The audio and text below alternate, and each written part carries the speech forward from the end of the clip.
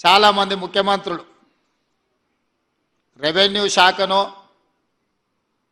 Finance శాఖనో irrigation శాఖనో ముఖ్యమంత్రులు ఎప్పుడూ ఈ శాఖల్ని వాళ్ళ దగ్గర పెట్టుకుంటారు.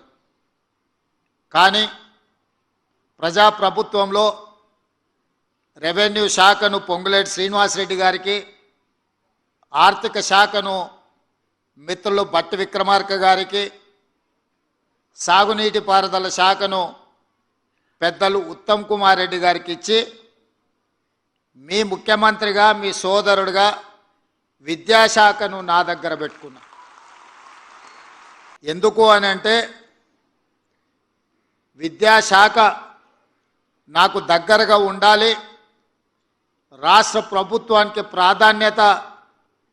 అత్యంత ప్రాధాన్యత కూడుకున్న శాఖ అని చెప్పి ఈ శాఖలో నిర్ణయాలు తీసుకోవాలి అని అంటే ప్రతిసారి నేను ఎవరినో మంత్రిని పిలిచి అధికారులను పిలిచి సమీక్ష చేసి ఆదేశాలు ఇస్తే ట్రాన్స్మిషన్ లాస్ ఉంటుందని చెప్పి ఈ శాఖను నా దగ్గరనే పెట్టుకున్న, నేనే స్వయంగా పర్యవేక్షిస్తున్నా.